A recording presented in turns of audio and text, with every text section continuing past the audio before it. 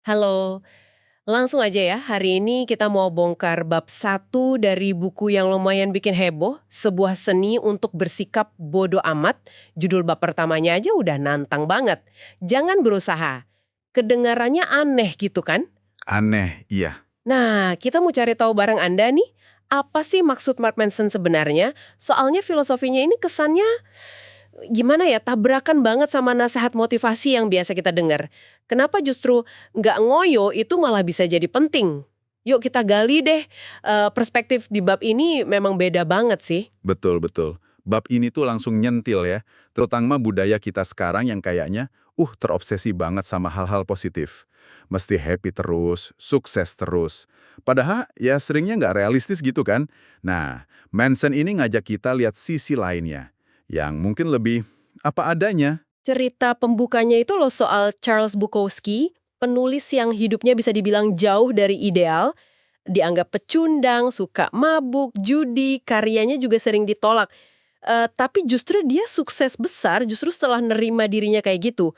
Dan uniknya, di batu nisannya ditulis jangan berusaha. Gimana tuh maksudnya? Nah, ini menarik banget. Jadi pesannya itu bukan berarti kita harus pasrah total atau jadi malas-malesan ya, bukan itu. Tapi lebih ke soal jujur sama diri sendiri. Berhenti maksa jadi orang lain cuma buat citra positif gitu. Si penulis ini argumennya, Bukowski itu sukses bukan karena dia mati-matian ngejar status pemenang. Tapi justru karena dia nyaman sama label pecundang itu. Dia nulis jujur dari sana. Dia nggak berusaha jadi orang yang bukan dirinya, gitu loh. Oke, oke. Jadi ini intinya soal kejujuran diri ya, menerima apa adanya. Tapi buku ini juga kan mengkritik fokus ke hal positif yang berlebihan ya. Katanya malah bisa bikin gak enak. Iya, ironis kan sebetulnya. Menurut Manson nih, kalau kita terlalu fokus ke hal positif, pokoknya harus selalu optimis, harus bahagia, itu malah bikin kita makin sadar sama kekurangan kita. Kayak ngingetin diri sendiri terus, kok aku belum sampai sana ya? Orang yang beneran pede atau beneran bahagia, biasanya ya santai aja. Nggak perlu teriak-teriak atau meyakinkan orang lain gitu. Wah, masuk akal juga sih. Terus ada konsep lingkaran setan ini, atau feedback loop from hell. Itu gimana kerjanya? Ya. Pernah nggak sih Anda merasa cemas, terus malah jadi tambah cemas karena mikirin, duh kok aku cemas gini sih? Oh, sering banget. Jadi cemas karena mikirin cemasnya itu sendiri. Nah, itu dia. Lingkaran setan ini, katanya, makin parah karena budaya kita sering anggap perasaan negatif itu salah. Kayak nggak boleh gitu loh. Solusi dari Manson, ya udah coba terima aja. Kalau kadang hidup atau perasaan kita emang lagi nggak oke, lagi berantakan. Bersikap sedikit bodoh amat sama perasaan negatif itu sendiri, anehnya malah bisa mutus siklusnya.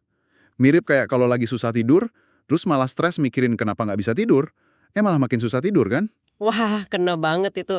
Dan di sini nih bagian yang menurut saya paling paling kebalik dari nasihat umum. Namanya hukum menghindar Manson, the backwards law. Jadi sumber ini bilang, anehnya nih, semakin keras Anda kejar pengalaman positif, misalnya kebahagiaan gitu ya, semakin Anda sadar kalau Anda belum di sana. Dan itu malah jadi pengalaman negatif. Sebaliknya, Nah, sebaliknya, justru menerima pengalaman negatif kayak capeknya habis olahraga, atau pusingnya belajar hal baru, atau bahkan gagal pas mulai bisnis, itu justru bisa jadi pengalaman positif. Kenapa? Karena dari situ ada hasil nyata kan. Badan jadi lebih kuat, ilmu nambah, atau dapat pelajaran berharga. Jadi yang dikejar itu bukan rasa enaknya semata, tapi justru prosesnya yang mungkin nggak enaknya itu. Kebalik banget kan? jadi jelas ya, bodoh amat di sini tuh bukan berarti jadi cuek sama semua hal. Bukan jadi apatis gitu. Itu salah kaprah besar berarti. Betul sekali. Tapi perlu digarisbawahi ya, bodoh amat di sini bukan berarti pasif total. Sama sekali bukan. Penulis justru menekankan soal aktif memilih fokus kita. Ini tentang berani jadi beda. Nggak terlalu pusing sama ekspektasi semua orang di sekitar kita. Intinya gini, kita tuh punya jatah energi sama perhatian yang terbatas. Nggak bisa mikirin semua hal kan? Jadi ya harus pinter-pinter milih. Mau peduli sama apa, mau bodoh amat sama apa. Fokus ke yang benar-benar penting buat Anda aja. Oke, oke. Jadi ini soal prioritas ya. Dan memilih perjuangan kita sendiri gitu. Tepat. Kalau kita lihat gambaran besarnya nih, inti dari bab awal ini sebetulnya adalah ngebantu Anda mikir lebih jernih. Apa sih yang benar-benar berharga buat Anda perjuangkan dalam hidup ini? Mana yang sebenarnya nggak penting-penting amat, yang bisa dibodo amatin aja? Bab ini juga ngingetin kita kalau ya kesulitan atau rasa sakit itu bagian normal dari hidup, nggak bisa dihindari sepenuhnya. Jadi apa artinya ini buat Anda yang dengerin? Intinya sih buku ini kayaknya ngajak kita buat lebih milih-milih lah ya. Mana yang beneran penting buat dipikirin, mana yang nggak usah terlalu diambil pusing. Bukan berarti masalahnya hilang, tapi cara kita lihat dan respon masalah itu yang berubah. Lebih nerima ketidaksempurnaan diri dan hidup apa adanya. Terus ya itu tadi, pilih medan perang mana yang memang layak kita masukin. Nah, sebagai penutup nih ya, mungkin ada satu pertanyaan yang bisa Anda renungkan dari obrolan kita ini. Kalau memang menurut Manson, ini sebagian penderitaan itu nggak bisa dihindari, dan kalau ngejar bahagia terus-terusan itu malah bisa jadi bumerang, pertanyaannya adalah, masalah atau perjuangan lebih baik apa yang sebenarnya ingin Anda pilih untuk dihadapi dalam hidup Anda? Ketimbang Anda terjebak muter-muter di rasa cemas yang nggak ada habisnya, atau ngejar hal-hal yang mungkin sebenarnya nggak terlalu berarti buat Anda.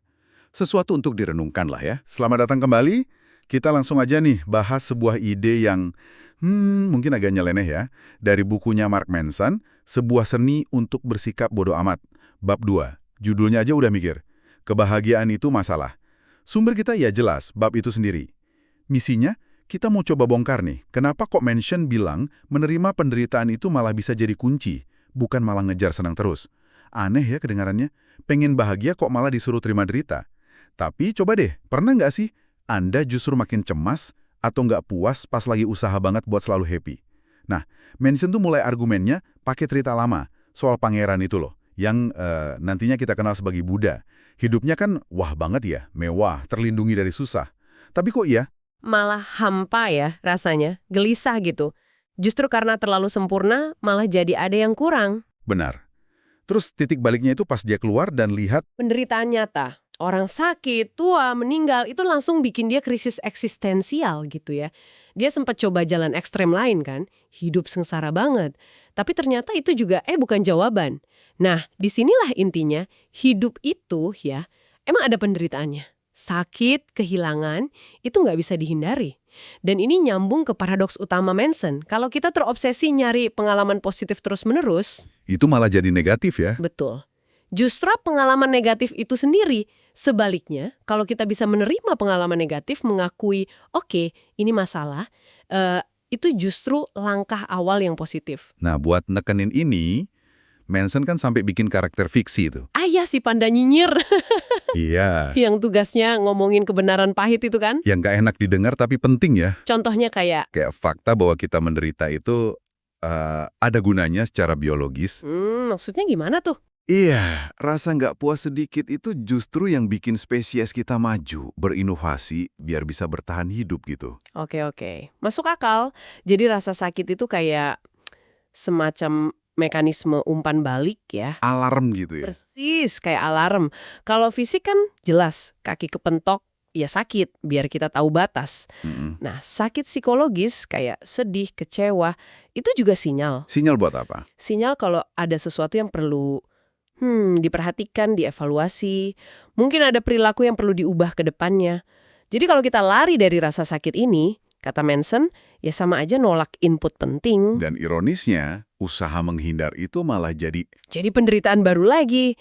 Menghindari perjuangan itu ya perjuangan juga namanya. Lucu ya? oke. Jadi kalau gitu, penderitaan nggak bisa dihindari malah ada gunanya. Terus bahagianya di mana dong? Nah, ini dia intinya menurut Manson. Kebahagiaan itu bukan kondisi statis tanpa masalah gitu. Bukan tujuan akhir ya? Bukan.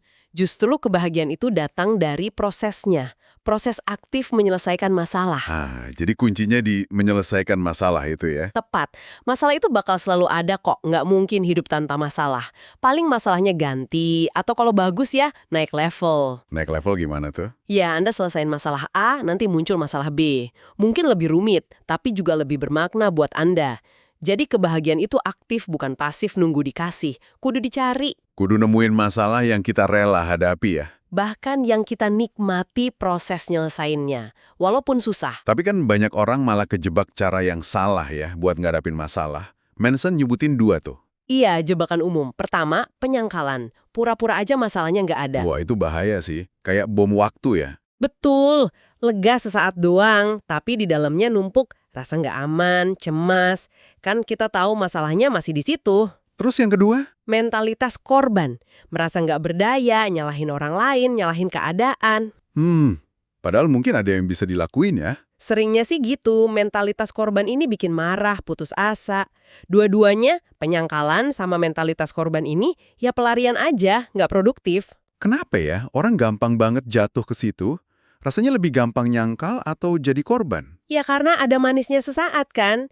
Penyangkalan ngasih ilusi kontrol. Jadi korban ya dapat pembenaran buat nggak ngapa-ngapain. Mungkin dapat simpati juga. Tapi ya itu tadi, cuma pelarian, nggak nyelesain apa-apa. Bener, ini juga nyambung ke ide kalau emosi kita tuh nggak selalu bener. Sesuatu yang rasanya enak, kayak menghindar, belum tentu baik buat kita jangka panjang. Konsep hedonic treadmill juga relevan di sini. Oh, yang soal kita cepet bosen sama kesenangan itu ya? Iya, kita cepat adaptasi sama rasa seneng, terus pengen lagi, pengen lebih. Kayak lari di treadmill, nggak nyampe-nyampe ke kepuasan permanen. Jadi makin kuat argumennya ya, fokus ke proses problem solving itu lebih penting daripada ngejar rasa bahagianya. Makanya, pertanyaan kunci dari Manson itu bukan apa yang Anda nikmati, Tapi, tapi apa penderitaan yang Anda mau tanggung? Untuk apa Anda rela berjuang? wah dalam juga ya pertanyaannya. Karena hal-hal berharga dalam hidup, kata dia, seringnya muncul justru dari perjuangan ngatasin kesulitan yang kita pilih. Milih perjuangan kita sendiri ya. Persis. Bukan nyari-nyari susah ya, tapi sadar aja, buat dapat yang berarti, karir bagus, hubungan oke, skill baru, itu pasti ada ongkosnya. Ada tantangan, stres, bahkan gagal. Tinggal pilih aja perjuangan mana yang sepadan buat Anda. Jadi kesimpulannya nih, buat Anda yang dengerin, mungkin ini soal geser fokus ya. Bukan lagi nanya, gimana biar bahagia, tapi mungkin masalah apa nih yang pengen gue beresin? Iya, ngelihat bahagia itu bukan garis finish, tapi kayak proses naik gunung yang Anda pilih sendiri. Ada pemandangan bagus, ada jalan terjalnya juga. Dan menerima kalau perjuangan itu ya emang bagian dari hidup yang bermakna, bukan sesuatu yang aneh. Nah, sebagai penutup, coba deh Anda renungkan sebentar. Kalau emang benar kebahagiaan itu datang dari ngatasin tantangan yang Anda pilih, coba deh lihat satu masalah atau kesulitan di hidup Anda sekarang. Kira-kira masalah itu layak nggak sih buat diperjuangin? Ada nggak cara buat mulai menikmati prosesnya, bukan cuma ngarepin hasilnya doang? Pilihannya ada di tangan Anda. Oke guys, gimana tadi videonya? Kalau bermanfaat, jangan lupa like, subscribe, dan nyalain notifikasi biar nggak ketinggalan konten-konten menarik selanjutnya. Ada pertanyaan atau mau request topik apa yang pengen saya bahas? Drop aja di comment section ya. Makasih banget supportnya guys. Sampai jumpa di video berikutnya.